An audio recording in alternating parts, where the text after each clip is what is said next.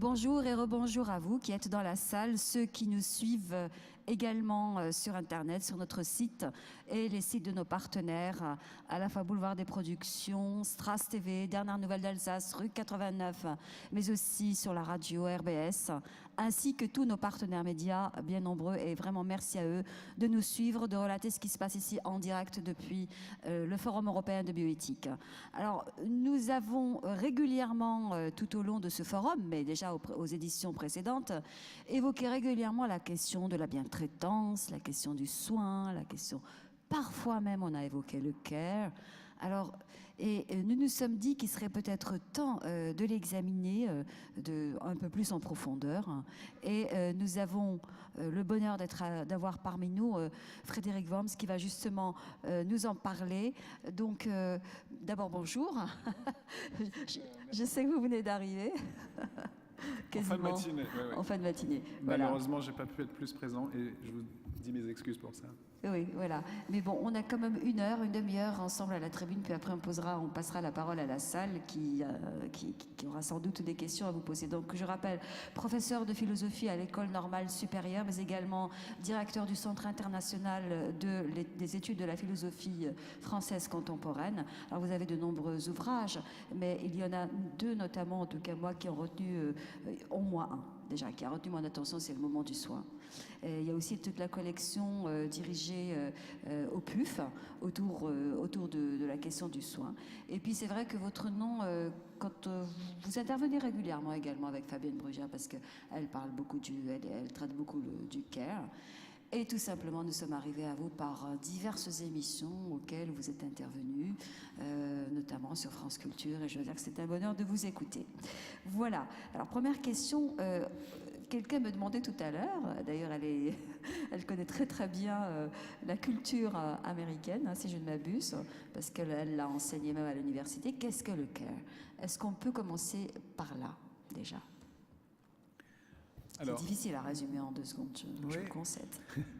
Bon, merci d'abord de cette occasion, de cette invitation. Je pense que j'ai été très frappé, j'espère qu'on en reparlera par le titre que vous avez donné à cette discussion, hein, prendre soin du care, ça semble répétitif, mais pour moi c'est très important. C'est très important. Politiquement, ce redoublement, de prendre soin du soin. Bon. Mais d'abord, pour répondre à votre question, ce qui est intéressant, c'est que le mot soin en français et le mot care en anglais se recouvrent dans une diversité de sens, mais pas tout à fait de la même façon. Ils découpent le même problème, mais pas tout à fait de la même façon. Et c'est pour ça que, d'une certaine manière, au début de la naissance de ce qu'on appelle les éthiques du care ou des politiques du care aux États-Unis, on traduisait en France. Et puis il y a eu tellement de problèmes de traduction que maintenant on ne traduit plus. Ça a même été repris politiquement sans traduction. Et cette absence de traduction est un problème, à mon avis, pose un certain nombre de problèmes, mais est aussi révélateur de ce que je disais il y a un instant, c'est-à-dire que le mot a une pluralité de sens qui rejoint la pluralité de sens du mot soin en français, mais d'une autre façon. Alors pour être plus précis, on peut dire que, si on commence par l'anglais ou par le français, hein, parce qu'il faut aussi traduire soin, en un sens. C'est compliqué de traduire care, mais c'est aussi compliqué de traduire soin.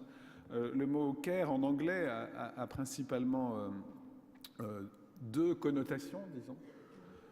2 connotations. D'abord, une connotation plutôt morale. C'est le fait de prendre soin de quelqu'un, plutôt, faire attention, en tout cas, à quelqu'un parce qu'il a de l'importance pour nous.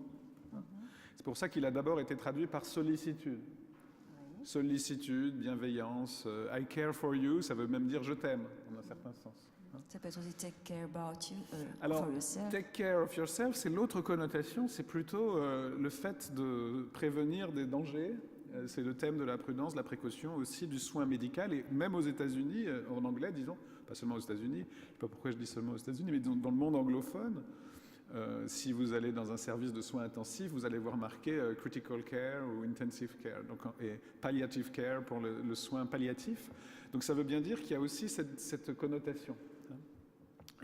Et c'est vrai que c'est l'intérêt de cette notion d'être à la fois morale et technique, de désigner aussi un travail.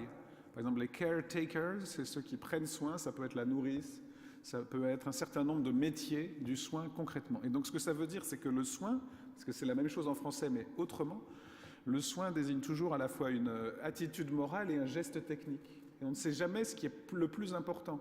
Si vous voyez quelqu'un mourir de faim, vous dites le plus important, c'est de lui donner à manger, c'est de prendre soin de lui matériellement, techniquement. Mais en même temps, si vous ne voulez pas le faire, vous n'allez pas le faire non plus. Donc qu'est-ce qui est le plus important? Est-ce que c'est l'urgence vitale ou est-ce que c'est le devoir moral? Qu'est-ce qui va faire qu'on le fait? Et donc c'est l'intérêt de ces notions, mais c'est leur problème aussi, c'est qu'il faut articuler le technique et le moral, le sentiment et le travail. Et donc il y a eu une grande polémique en France parce qu'on a trouvé dans cette notion une sorte de fondement moral possible. Aussi certains parlent de vulnérabilité. Il faut maintenant refonder le social sur une dimension morale, sur le fait de porter secours à l'autre. Mais en même temps, beaucoup ont dit, mais c'est pas ça du tout. Aux États-Unis, les mouvements d'éthique et de politique du care, ils sont aussi des mouvements politiques en faveur de la reconnaissance du travail et du soin, de tous ces métiers oubliés par la société. Nos sociétés vivent sur ces dimensions-là, mais en même temps les enfouissent, les méprisent, les négligent, les critiquent. Et donc il y a eu toute une polémique en France, un peu pour initier, mais pas seulement. Quand Martine Aubry a parlé du care, c'est ressorti, mais à mon avis même pas assez en fait. Et pour savoir si c'était une sorte de tendance, de retour à une morale de la bienveillance, de la vulnérabilité, ça l'est de toute façon, mais est-ce que c'est seulement ça ou est-ce que c'est aussi une politique de la reconnaissance sociale du fait que les métiers du soin sont négligés, recoupent toutes les autres injustices, les injustices sexuelles, le fait que ce soit des femmes qui s'en occupent, ou de genre, comme on dit aussi parfois, les injustices sociales, les injustices ethniques ou raciales. Pourquoi est-ce que ce sont souvent des personnes qui sont défavorisées selon ces divers critères sociaux, qui s'occupent de ces tâches qui sont pourtant nécessaires. C'est ça que connote le care. Et le soin en français, c'est le même problème, mais découpé autrement, parce que le soin nous renvoie en apparence d'abord vers la médecine, et ça me paraît tout à fait légitime et indispensable, et d'ailleurs aussi éthique. Il y a pas, bon. C'est d'abord le soin nous renvoie plutôt vers le soin technique, vers le soin vital. Il faut sauver les gens, c'est ce que j'appellerais plutôt le secours. Et le secours, c'est aussi très noble parce qu'il faut une compétence technique.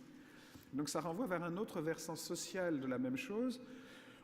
En un certain sens, le care renvoie plus vers l'attention bienveillante, plutôt féminine, avec le côté positivement reconnu et le côté socialement négligé, plutôt l'infirmière, le prendre soin un petit peu comme ça. Et le soin plutôt vers le côté compétent, technique, un peu plus du côté du savoir et du pouvoir, comme diraient certains. Donc on a les deux facettes aussi, la blouse blanche et la blouse bleue, un peu le savoir médical et la bienveillance infirmière, et du coup ça recoupe aussi des problèmes sociaux. Mais le soin en français, c'est tout à fait aussi moral, évidemment, et là on retrouve le problème.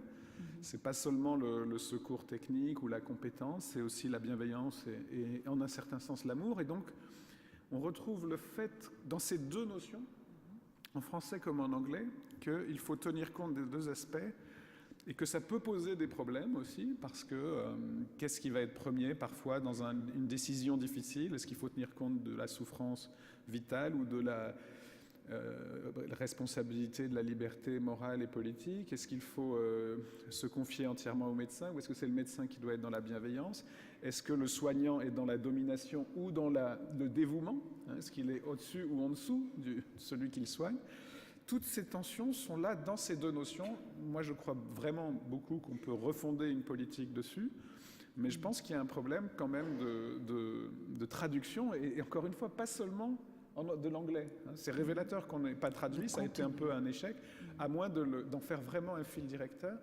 Et pour le soin, c'est un peu pareil. Les gens ont une image plutôt négative du soin, c'est quand on va pas bien, et on oublie qu'il y a une dimension créative, positive, d'autonomisation, et pas seulement de dépendance, de construction et pas seulement de réparation. Et toutes ces tensions font que tout le monde tourne autour, mais que voilà, maintenant je pense qu'il faut le déclic pour qu'on en fasse un moteur. Donc ce n'est pas un bon usage de la compassion, par exemple? Pas seulement, mais il y a aussi ça. Mais toute chose a son revers si elle est exclusive, à mon avis, dans ces domaines-là. Si la compassion est évidemment pas une mauvaise chose, il faut la penser pourquoi on peut penser à quelqu'un d'une certaine façon, et l'empathie et la compassion en tant que moteur d'une action peut peut être très, très bonne. La compassion, quand elle n'est qu'une disposition morale sans effet, est évidemment insuffisante. Hein. Je peux compatir avec beaucoup de gens et ne rien faire, hein, et ne pas créer les institutions de la compassion. Hein. La compassion reste individuelle, or on est aussi face à des problèmes sociaux et politiques. La compassion peut donner l'image que l'homme n'est que bienveillant, or même dans le soin, il peut y avoir du négatif, hein. Il y a des pouvoirs, il y a de la violence, et il faut le savoir et lutter contre. Donc c'est l'exclusivité de la compassion qui pose problème. C'est ce qu'on appelle l'homme compassionnel d'un ton méprisant, c'est quand on pense qu'il suffit d'en appeler à la compassion pour que ça règle tous les problèmes. C'est faux. Rien que le fait qu'il y ait plusieurs dimensions nous oblige à penser le passage de la compassion à la compétence, de la compétence à la justice. Hein. Qu'est-ce que c'est? On ne peut pas être compassionnel avec tout le monde, donc il faut des institutions pour répartir les moyens de la compassion dans une société intégrale. Donc, pour moi, le problème n'est pas avec la compassion, mais avec le fait de s'arrêter là, en un sens. On entend aussi, en tout cas jusqu'à présent, c'est ce que j'entends, il y a la relation à autrui qui est dominante également. Vous avez parlé de technicité, mais il n'y a pas que ça, hein. Mais on sentait bien la relation à autrui comme si le soin aussi nous portait ou nous amenait vers autrui. Oui, mais là aussi, tout à fait, mais là aussi, c'est pas une relation unilatérale à autrui. Hein. Il y a une disposition morale à secourir, mais d'abord, il y a aussi le contraire, en un certain sens, hein, et il faut le savoir, il faut lutter contre ça. Il y a aussi le fait que le secours passe aussi par, comme je disais, par une dissymétrie. Autrui est aussi dépendant de celui qui vient l'aider, et même de celui qui vient l'aimer, en un certain sens, donc c'est un peu compliqué. Et puis, prendre soin d'autrui individuellement, ça ne conduit pas forcément à... Ça peut même être déchirant quand on est face à plus d'un autrui. Hein. Donc quand il faut organiser, encore une fois, les institutions publiques.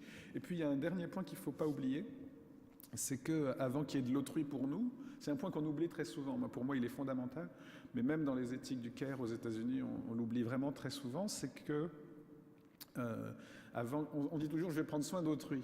Ça suppose que moi-même j'existe, et en réalité, on a d'abord été l'autrui de quelqu'un. Et il faut que quelqu'un soit rapporté à nous comme à un autrui, nous ait permis de devenir nous-mêmes, pour qu'on se dise, tiens, est-ce que je prends soin d'autrui, moi, maintenant, oui ou non, hein. Donc, en réalité, il faut aussi prendre soin de soi, en un certain sens. Il faut que les autres aient aussi pris soin de nous, et que cette altérité marche dans les deux sens et nous fasse de chacun une sorte de pôle relationnel complet, hein, qui aide les autres parce qu'il y trouve aussi une réalisation de lui-même et une condition ce qu'on appelle le vivre ensemble. Là aussi, moi, ça me gêne ces expressions-là. Il faut les défendre. Hein. Et au moment du soin, à quoi tenons-nous? C'est difficile de résumer ça aussi à le livre. Mais à quoi tenons-nous au moment du soin? Alors, il y aurait plusieurs choses à répondre. Moi, ce que je pense, c'est que les épreuves individuelles et collectives nous révèlent des principes et des valeurs, c'est-à-dire nous révèlent ce à quoi on tient, justement. C'est dans les épreuves qu'on s'en aperçoit. Là aussi, ça peut paraître négatif, mais on voit bien que c'est positif. La preuve, c'est même d'un point de vue politique, hein, quand on porte atteinte à des principes communs, à des vies individuelles et à des relations, hein, ce qui est parfois dans un seul et même geste, hein, quand on assassine une personne à la fois pour son origine, pour son acte individuel, parce qu'elle représente des principes qu'on conteste, on porte atteinte à plusieurs choses à la fois, dans un même acte. Et en fait, on révèle ces choses parce qu'on a tendance à les oublier quand tout va bien. Et évidemment, l'erreur, ce serait de croire que les principes ne valent que quand ils sont atteints. Et l'erreur, ce serait aussi de croire que tout va toujours bien et qu'ils peuvent être menacés. Donc entre les deux, il faut être conscient d'une forme de précarité de ce à quoi on tient, des amours individuels jusqu'aux principes universels, et les défendre sans attendre qu'ils soient agressés, sans attendre qu'ils soient fragilisés par la maladie ou par la mort ou par le meurtre et la violence. Donc c'est vrai que j'ai tendance à penser que le retour d'une certaine vulnérabilité, quand on en parle depuis maintenant plus de 15 ans, 20 ans, le retour de certaines maladies, de certains risques, le retour de problèmes individuels et globaux, hein, de précarité même de l'espèce, hein, de la planète, du climat. Il y aura une conférence sur le climat à Paris cette année, le retour de certaines guerres, de certaines violences, évidemment désastreux, mais en même temps pourrait être un moteur aussi de réveil, de reprise de ce sur quoi on tient, de ce par quoi on tient et qu'on oublie très souvent. Donc le moment, c'est aussi le moment individuel, le moment critique dans une vie et le moment collectif qu'on vit ensemble globalement. Moi, je suis très frappé du fait que le plus individuel aujourd'hui est global aussi, pas seulement par les médias, hein, mais par des faits réels. Hein. Est-ce que la figure du soin est réparatrice ou peut-être réparatrice et créatrice? Ah oui, non, le soin, c'est évidemment réparateur, mais c'est aussi créateur pour une raison très simple, qui est très simple à comprendre. Hein. C'est que on n'aurait pas besoin du soin s'il n'y avait pas des urgences vitales, des problèmes vitaux. Hein. C'est-à-dire si la vie était immortelle, jamais malade, jamais fragile, on n'aurait pas besoin du soin. Et le soin, c'est d'abord le secours, c'est-à-dire ce qui vient répondre à quelque chose qui vient menacer le vivant. Or, le vivant est toujours mortel, tout ce qui est vivant est mortel, et donc vivre, c'est pas un fait, c'est pas un état, c'est pas une naissance, c'est plutôt une résistance à ce qui a une fragilité possible. Donc le soin est d'abord une réparation. Mais il est toujours aussi une création parce que, comme je le disais tout à l'heure, pour soigner, il ne faut pas seulement soigner quelque chose qu'on identifie comme un problème, il faut aussi soigner quelqu'un à qui on donne une valeur. Et c'est toujours là quelqu'un, pas seulement quelque chose. Hein. Pas seulement soigner quelque chose, mais soigner quelqu'un. Et donc, en réalité, soigner, c'est vraiment créer l'objet du soin comme devant être soigné. Et pas comme devant être abandonné. Parce qu'on pourrait aussi ne pas soigner. C'est ce qu'il faut jamais oublier. En un certain sens, il peut y avoir une dimension biologique de la disposition aux soins. Hein. L'espèce humaine pourrait très bien avoir disparu s'il n'y avait pas une disposition aux soins. D'ailleurs, pas seulement l'espèce humaine. Donc, il y a un facteur. Mais ça ne veut pas dire qu'il n'y ait pas des forces adverses. Et surtout dans des sociétés avec des tensions morales et politiques, mais pas seulement.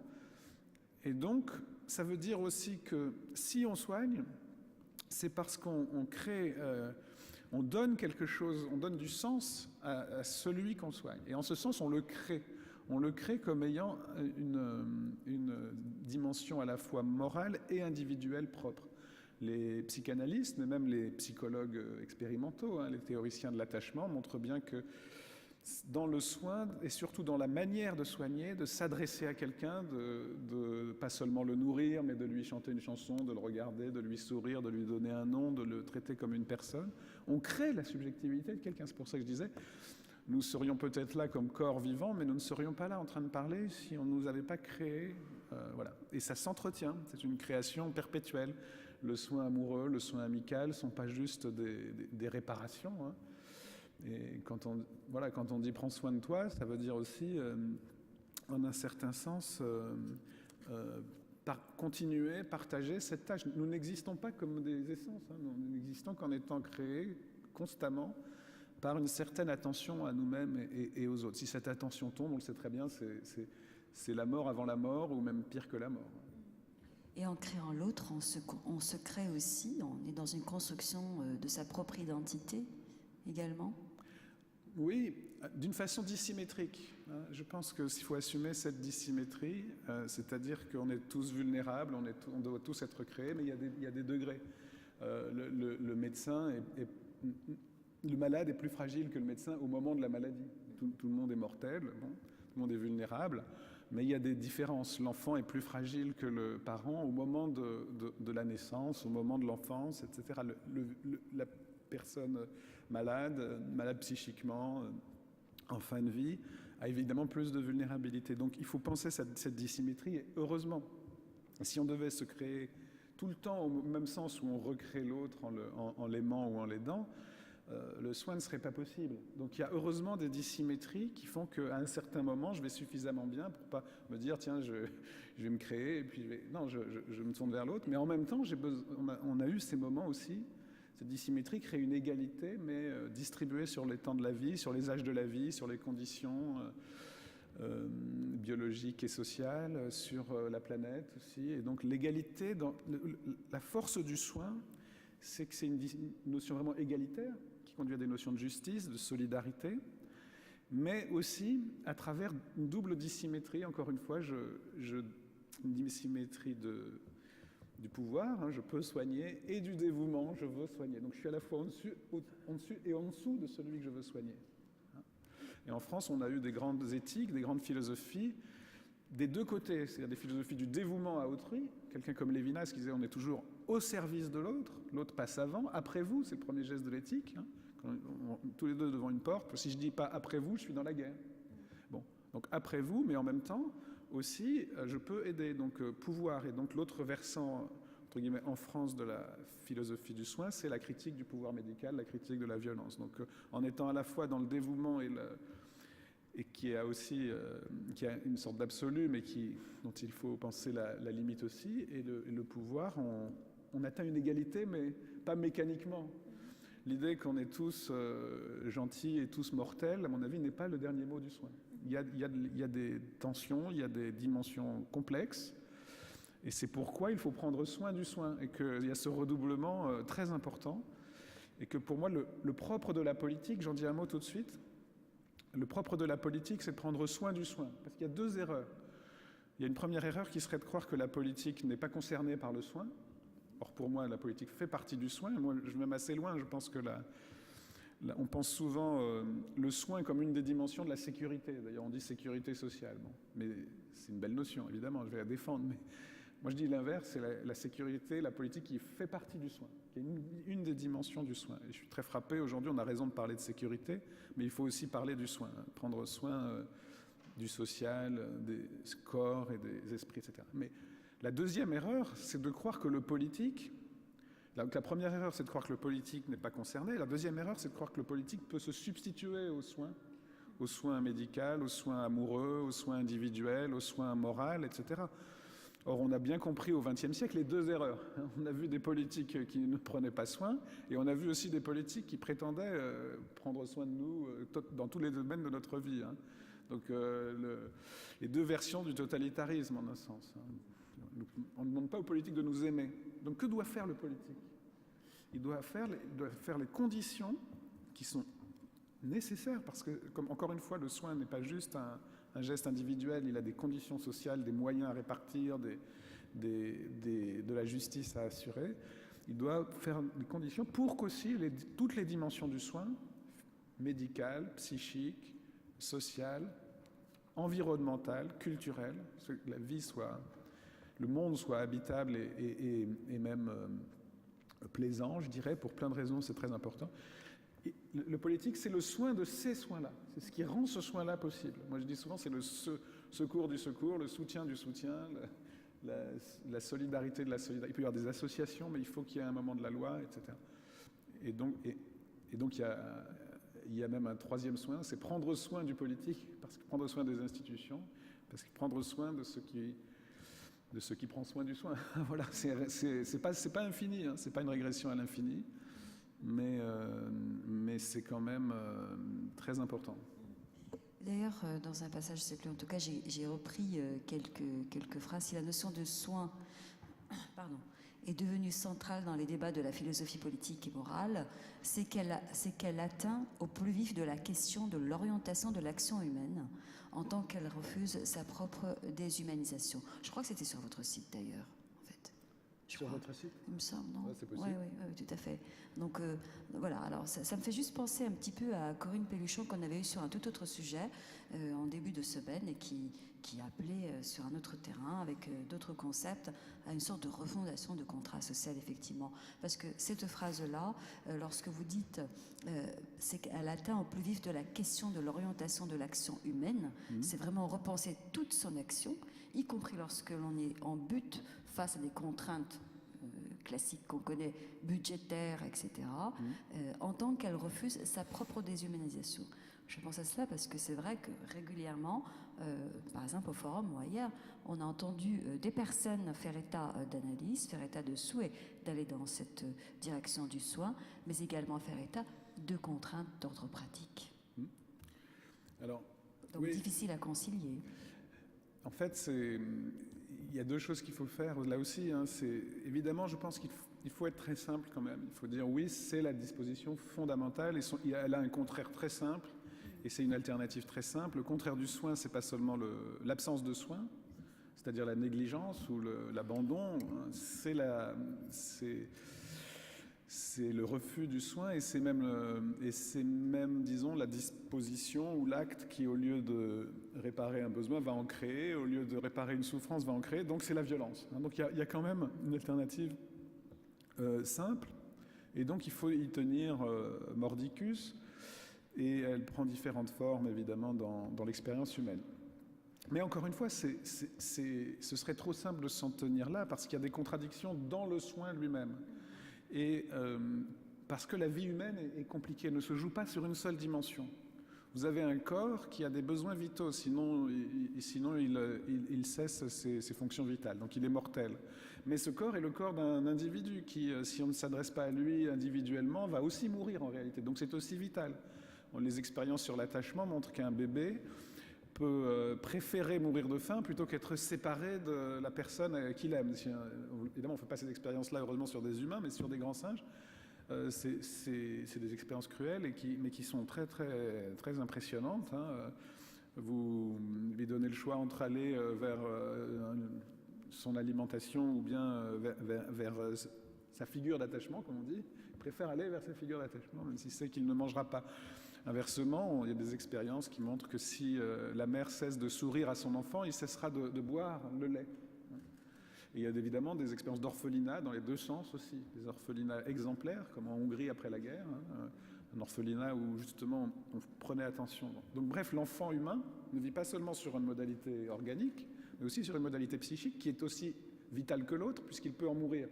Et pareil pour la vie morale et politique, on peut mourir d'humiliation ou d'injustice, et voilà. Et donc, tout ça, c'est du soin. Il faut prendre soin du sujet, il faut prendre soin du corps, il faut prendre soin du citoyen. Et là, ça peut paraître très simple, mais il y a des situations où ça peut se contredire. Si un être humain, dans une situation médicale, dit « je ne veux pas être soigné », en un certain sens, ce n'est pas seulement une contradiction entre soin et violence. Ça peut être une contradiction entre deux dimensions du soin. C'est-à-dire je peux être tiraillé entre le soin de son corps et le soin de sa volonté. Donc je suis tiraillé entre deux dimensions de la bienveillance, et pas seulement entre la bienveillance et la violence. Donc il faut être très simple, d'un côté, la bienveillance contre la malveillance, c'est vraiment l'alternative fondamentale dans les relations humaines, mais il faut être conscient, parce que sinon on tombe précisément dans ce qu'on a reproché aux éthiques du Caire, des bisounours, d'être dans les bons sentiments, être conscient qu'il y a des contradictions internes dans les bons sentiments eux-mêmes, et c'est pour ça qu'on se déchire, et qu'on se déchire éthiquement. Dans une démocratie, que tout le monde ne va pas être d'accord dans des situations difficiles, et que le problème de la décision éthique est aussi très, très complexe, parce qu'il y a des exigences contradictoires du côté même du soin. Vous voyez, c'est ça qui est, évidemment, s'il s'agissait juste de lutter contre la violence, on serait peut-être pas tous d'accord, parce qu'on a tous une part de violence, et que bon... Mais au moins, c'est pour ça qu'on redevient tous d'accord face à des actes d'extrême violence. Parce qu'à mon avis, il y a deux moments où on redevient tous d'accord, c'est dans le malheur extrême ou dans le bonheur extrême. Tout s'unifie ou tout se brise en même temps. Mais dans l'entre-deux, dans une situation, disons, à peu près démocratique, à peu près morale, à peu près où on a un peu de moyens, il reste des tensions, il peut y avoir des déchirements entre des proches autour de la fin de vie d'un malade, il peut y avoir des déchirements très concrets entre... Voilà, donc... c'est ça qui fait le sel de notre vie. En réalité, on devrait lutter toujours sur ces deux fronts et être conscient que c'est là que se jouent les questions éthiques fondamentales. Les dimensions de notre vie se jouent là, être déjà là, mais et encore là, et jusqu'au bout là. Comme Ricoeur disait, vivant jusqu'à la mort, ça veut aussi dire humain jusqu'à la mort, c'est-à-dire dans une tension, dans une polarité jusqu'à la mort. On n'est ni juste des corps, ni juste des citoyens.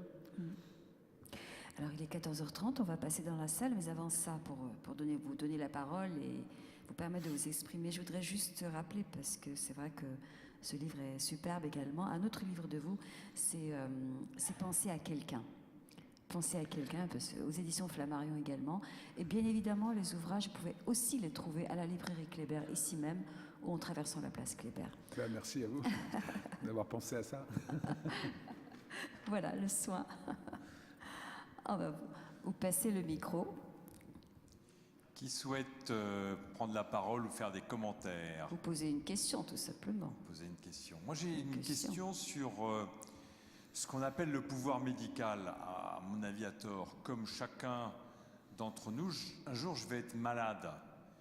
Et s'il n'y a pas un médecin qui prend le pouvoir sur moi, à qui j'aurais fait confiance, mais je vais lui donner le pouvoir jusque-y compris à tremper ses mains dans mon ventre, si j'ose dire, c'est-à-dire à porter atteinte à mon corps. S'il n'y a pas quelqu'un qui me tire par l'oreille, viens, mange moins de sucre, viens, fais ça, je risque de me nuire à moi-même. Et le pouvoir médical, c'est quelque chose dans les fourches caudines duquel nous allons tous passer. Alors, est-ce qu'il faut porter atteinte au pouvoir médical?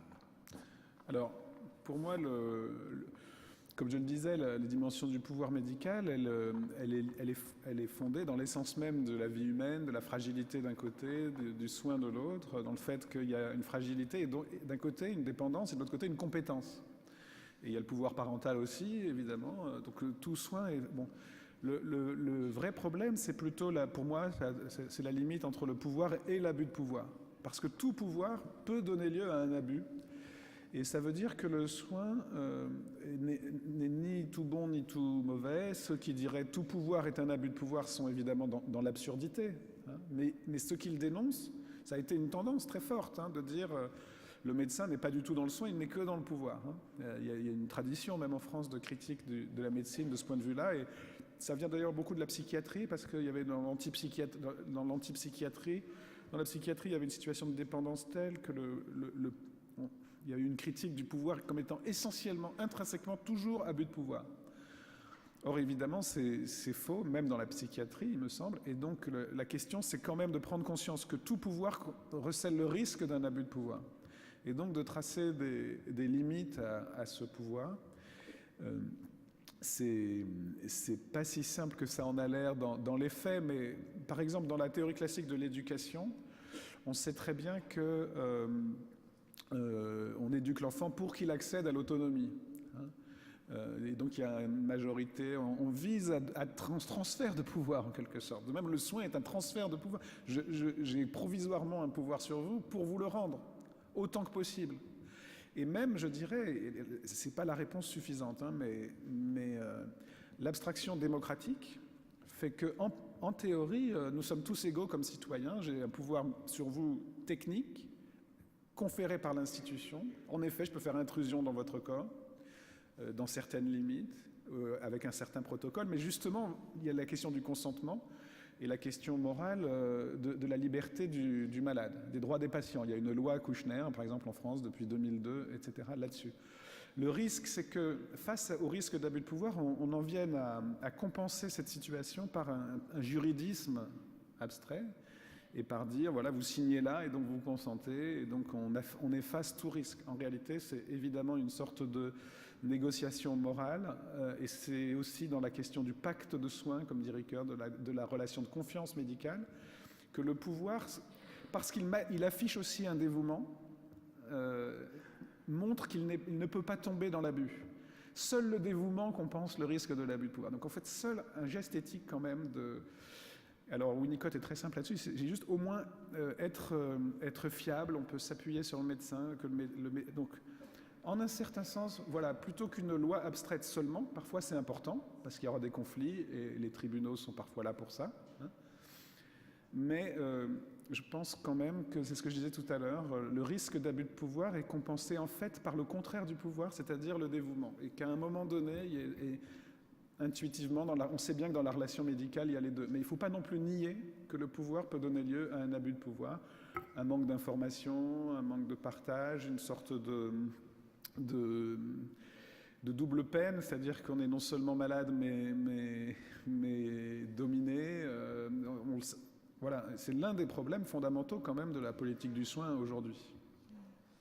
Et surtout dans un système social institué, on n'est plus seulement dans le colloque singulier entre deux individus. Mais le politique se trouve souvent dans une certaine forme d'ambiguïté ou plutôt de conflit de valeurs.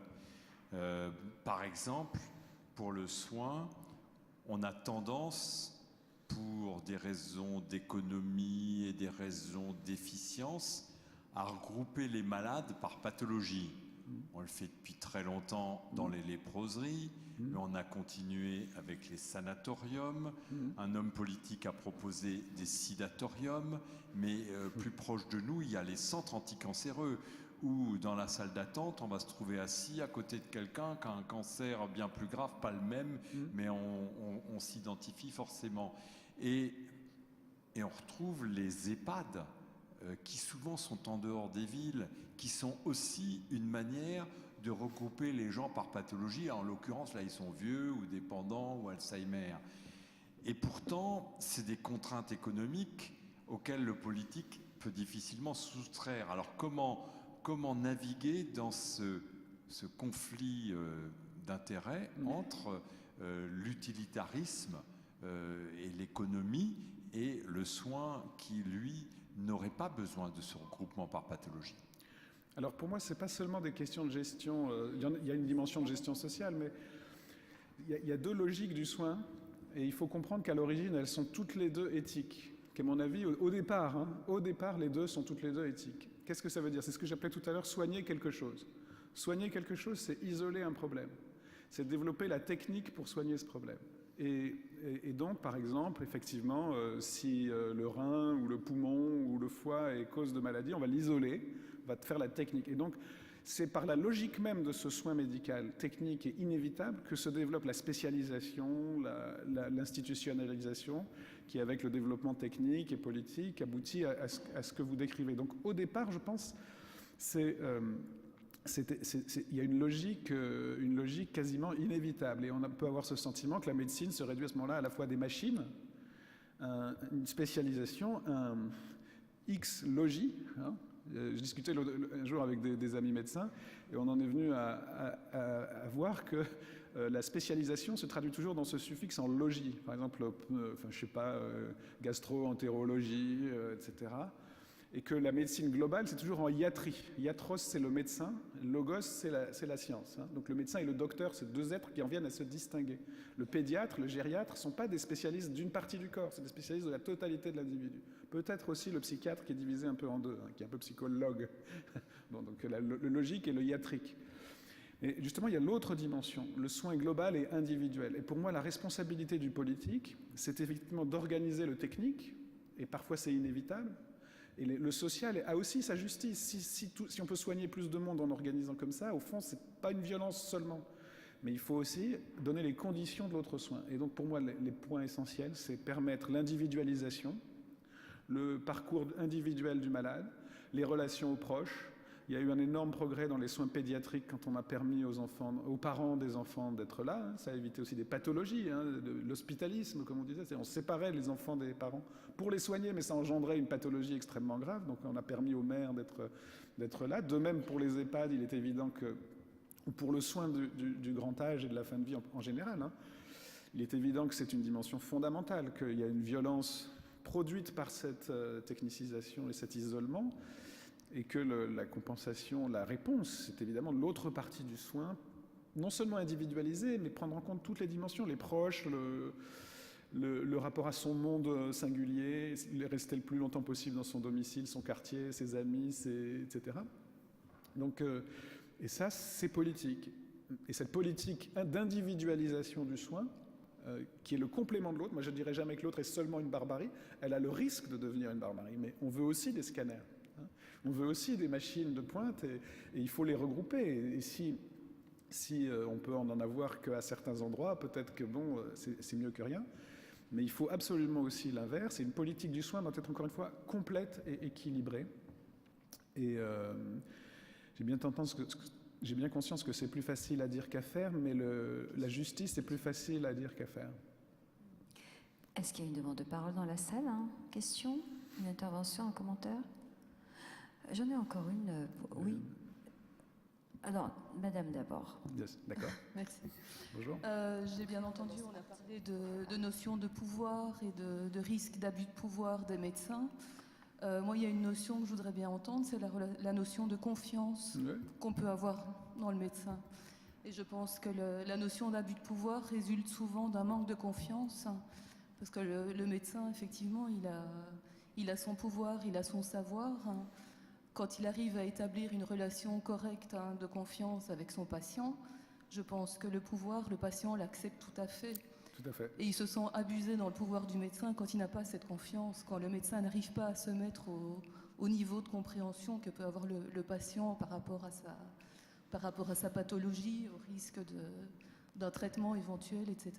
Tout à fait. Je pense que c'est une notion vraiment très importante. Voilà, alors je l'ai employé, mais très vite, en répondant à la question de tout à l'heure, en disant que la confiance résultait de ce mélange de compétences et de dévouement. C'est-à-dire qu'il faut il faut quand même avoir confiance dans un savoir ou un pouvoir minimal et aussi dans un dévouement, et que l'entre-deux crée la confiance. Là, on vient de republier un petit texte du psychanalyste Winnicott, qui s'appelle Cure, justement, pas Care, mais Cure, même s'il dit Cure Care, en fait. Il met même un tiret entre les deux. Et il parle des conditions de la confiance.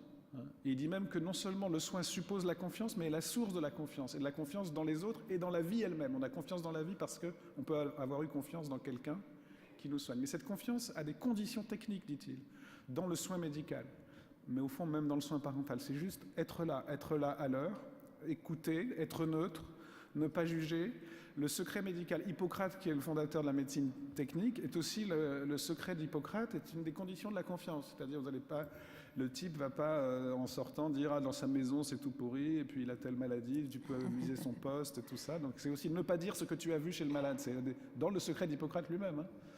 Donc vous avez tout à fait raison. Et cette confiance, simplement, elle est à la fois magiquement simple, c'est la relation humaine primitive, qui se reproduit, et heureusement, et avec un professeur aussi, avec un professeur, avec un gouvernant.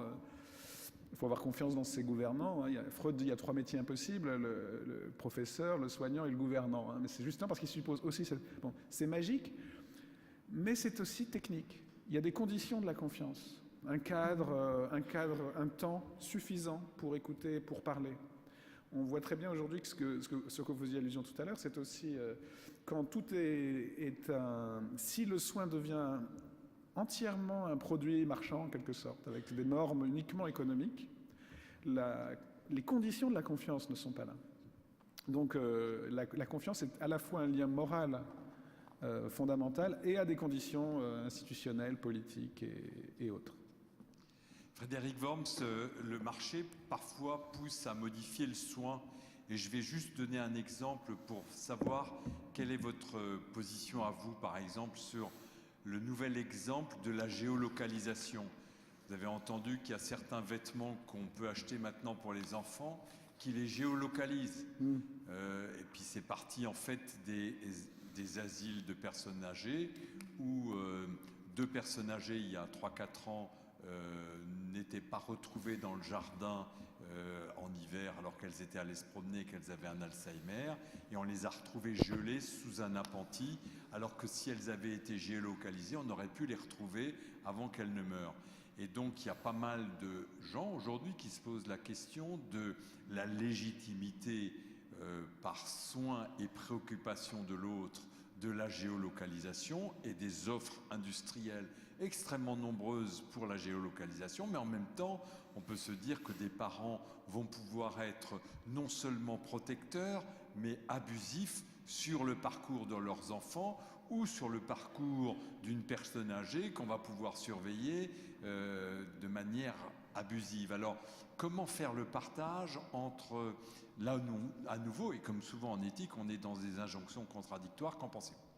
Oui, c'est le propre du soin humain. Comme je disais tout à l'heure, il a plusieurs dimensions. Donc on prend soin d'un corps qui peut avoir des risques, et aussi d'une liberté qui doit décider elle-même. Et cet équilibre peut donner lieu à de la violence. Au nom de l'un, on opprime l'autre, et donc on peut très bien... effectivement, il y a des abus de soins, même dans le soin parental, il peut y avoir des abus, pas seulement dans le soin médical, et c'est d'ailleurs très réconfortant, parce que tant il peut y avoir des abus du pouvoir médical, il peut y avoir aussi des abus de l'amour, même l'amour. Et donc là aussi, on peut se référer à des choses très simples. Les psychologues expliquent très bien que l'attachement réussi, c'est l'attachement qui permet l'exploration libre du monde et une certaine confiance dans un certain type de danger. Une fois qu'on a dit « t'es dans le bac à sable, tu fais ce que tu veux », une fois qu'on a dit du moment que tu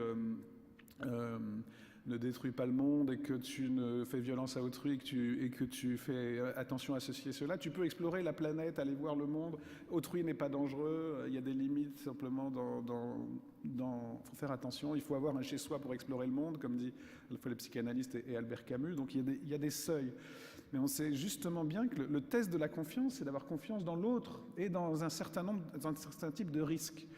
Donc le soin crée l'autonomie et crée précisément, et donc l'inverse du soin, c'est de nier l'autonomie de l'autre. On le voit très bien, effectivement, au Canada, il y a des maisons Alzheimer qui sont très particulières, qui servent de modèle maintenant dans le monde entier, parce que contrairement aux lieux en Europe, par exemple, la plus grande liberté est laissée, même avec un certain type de risque, sortir dans la rue, etc., et avec un certain nombre de règles et de prévenances et autres, on s'aperçoit que c'est un entre-deux avec des degrés selon l'avancée de la maladie, etc. Mais c'est justement effectivement la question du seuil.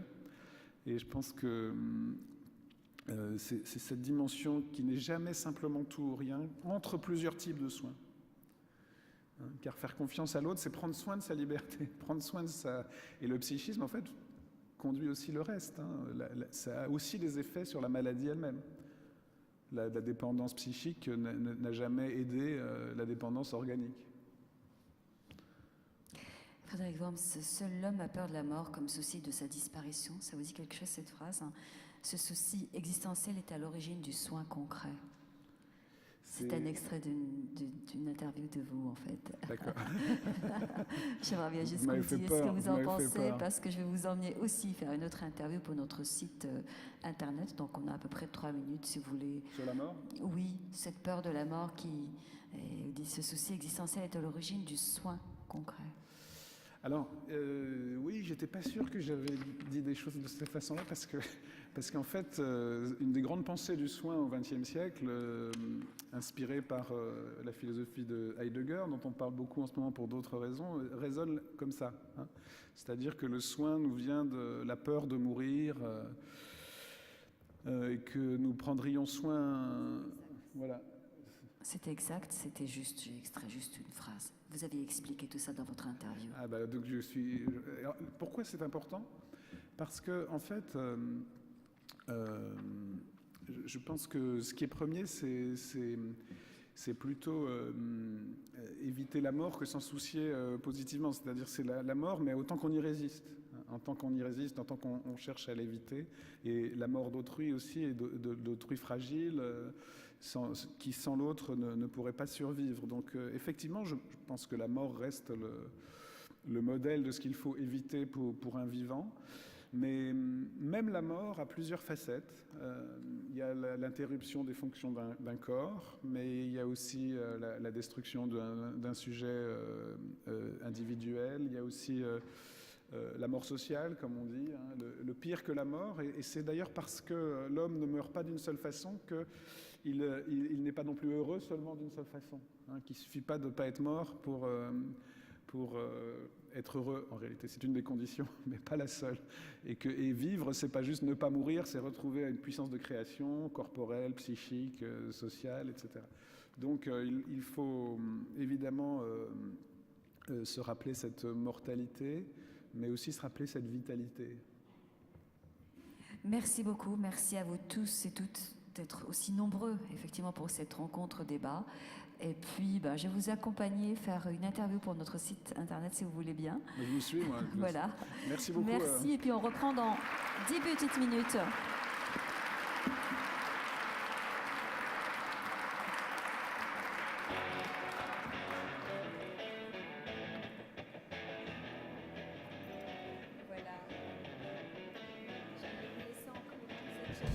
D'accord.